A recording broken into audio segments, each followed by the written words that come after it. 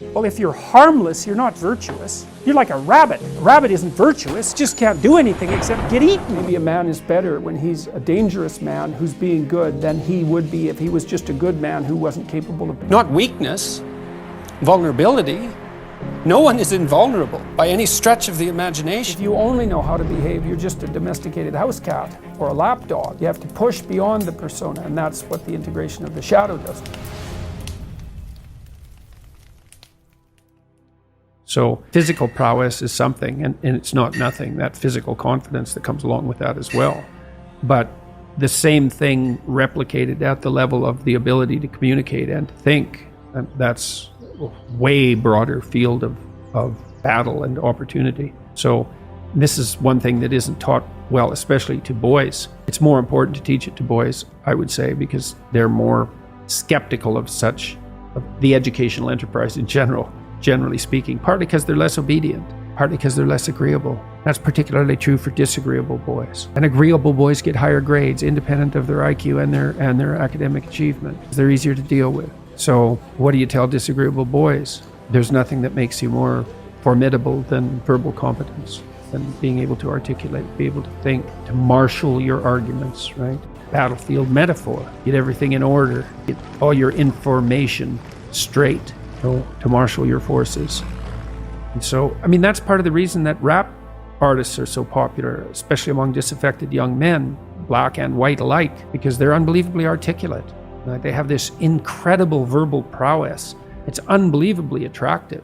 You know, and it's associated with genuine artistic and redemptive activity, often focusing on something that's approximately the voice of the underclass, let's say, but a powerful voice, right? And it's interesting to see how many young white guys identify with that. Yeah, well, if you're a young man, you still feel alienated from your place as rightful heir of the proper kingdom. I mean, that's an existential truism for everyone, particularly for every young man, because he is an outsider in many ways. He's young and juvenile and not very highly valued, and then is in some sense hurt by the inadequacies of the current king, the current culture, and is easily turned against it because of that. And that's the machinations of the evil uncle. That's the King Arthur story. That's the story of Horus and Osiris. It's an ancient story. It's the story of Sauron, and it's there all the time. And you see in rap music, in hip hop, all of that alienation being given an articulated voice in an artistic sense. And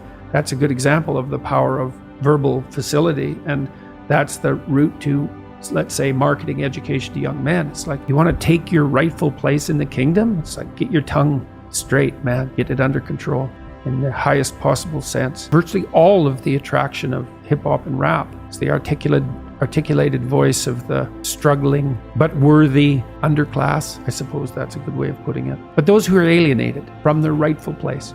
And so that verbal prowess is one of the ways they struggle up towards the light that's a good example of that, of having that danger under control, because it's a dark genre in many ways, right?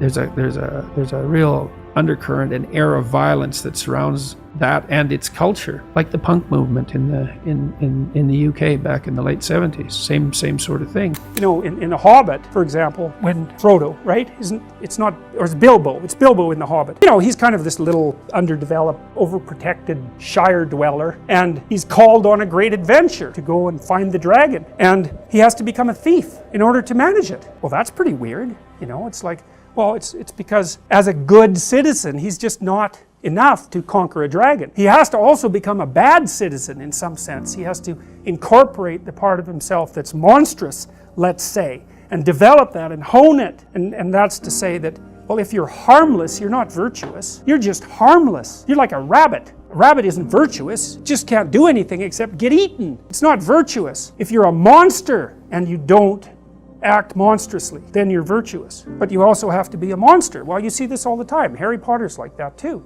It's like he's flawed, he's hurt, he's got evil in him. He can talk to snakes, man. He breaks rules all the time. He's not obedient at all. But, you know, he has a good reason for breaking the rules. And if he couldn't break the rules, him and his little clique of rule-breaking, you know, troublemakers, if they didn't break the rules, they wouldn't attain the highest goal. So it's very peculiar, but it's a very, very, very, very common mythological notion. The hero has to be a monster, but a controlled monster. Batman is like that, you know. I mean, it's everywhere. It's the story you always hear. I would say they've certainly all done things. Well, you know, adolescents break rules, right? And healthy adolescents break rules. And so then the question is, well, how extreme does the rule breaking become? Well, it would vary from person to person, but I would say that most of them, not all of them, but most of them were more on the end of the rule-breaking spectrum, right? They broke more rules than normal, but they clued in, you know, and explored that, and then decided, no, that's better than cowardice, better than weakness, but it's not as good as what's good. But if you only know how to behave, you're just a domesticated house cat or a lapdog. You have to push beyond the persona, and that's what the integration of the shadow does from the Jungian perspective. It's like to pull that monster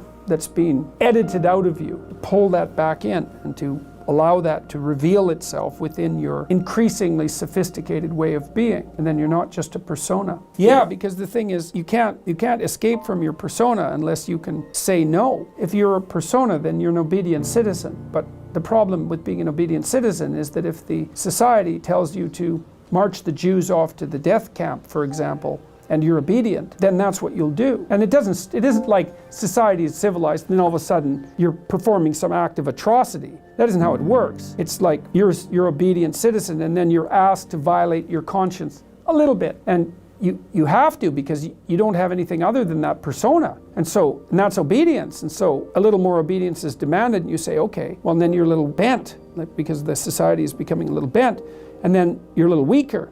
Then you're asked to violate your conscience a little bit more, and you think, well, there's a little less of me, and the pressure's on a little more, and I could have said no before, but I didn't, so you say yes again. Then you say yes again, and then you have a society where 1/3 of the population is informing on the other 2/3. It's hell. It's like, well, so how do you say no? Well, that's the shadow. It's like, and the reason that the video I did about Bill C-16 and its compelled speech provisions went viral was because I said no. I didn't say it casually. What I meant was, there isn't anything that you can do to me that I can imagine that will force me to utter the words that you want me to utter. Nothing. And I meant it. And when I made the video, I think people could actually tell that I meant it. And so I took this abstract problem and made it concrete. I said, no, that's not happening. And that's part of the incorporation of the shadow. Well, once it's incorporated, yeah, well, that's the thing. And I don't know what to make of that in its entirety, because it sort of means that it means something like, because one of the old metaphysical problems is, why would God allow evil into the world? I think, well, maybe God didn't allow evil into the world. Maybe God allowed the possibility of evil into the world. That's different. And maybe the world with the possibility of evil is actually a better world than the world without the possibility of evil. It's something like that, you know, in that maybe a man is better when he's a dangerous man who's being good than he would be if he was just a good man who wasn't capable of being dangerous. And I believe that, because the best men that I've ever met are very dangerous men. You don't mess with them. So, and you know that as soon as you meet them. Can a person who doesn't have the option to be evil be good? And I would say no. So maybe that's the reason that, metaphysically speaking, you know, and I don't know where you are when you're speaking metaphysically exactly, but the question of why is there evil in the world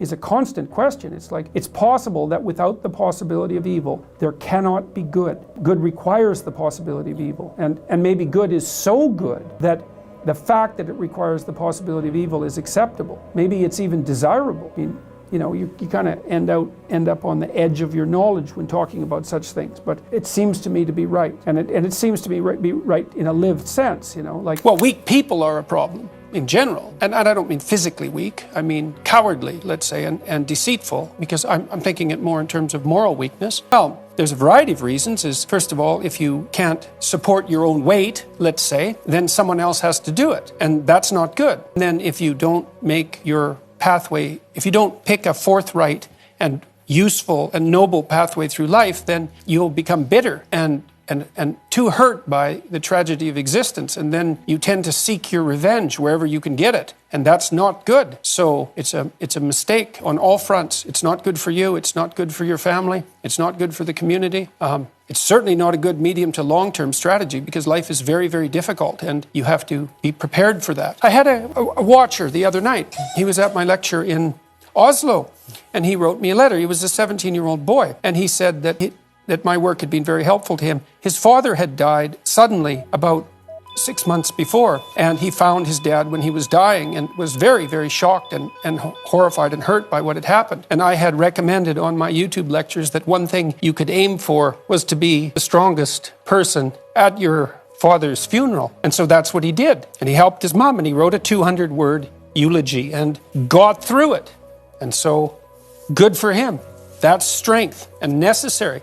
It's a terrible thing that happened, but he did everything he could not to make it any worse than it had to be. Not weakness, vulnerability, that's a whole different thing. To admit to the fact that you're vulnerable, that's a form of courage. That's not a form of weakness. But that leads you to take whatever steps are necessary to deal with that properly. It isn't some facade that you're invulnerable. No one is invulnerable by any stretch of the imagination. And to stand up and face that is the best route that you have. And I found out that the word meek either doesn't mean now what it meant when people first translated the text, or it was a mistranslation, either way, because meek sounds like powerless and harmless. It's something like that, right?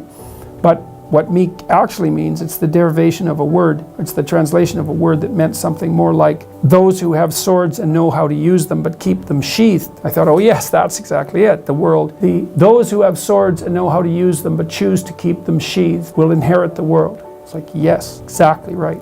Exactly right. And that means that people who are capable of force, let's say, but decide not to use it, are in the proper moral position. And Nietzsche commented on that a fair bit too. You know, he thought of most morality as cowardice, not because morality itself was cowardice, but because most people who are cowards disguise their cowardice as morality, and they claim that their harmlessness, which is actually a consequence of their fear and inability to be harmful, say, or to be dangerous, is actually a sign of their moral integrity. And that's a really bad idea.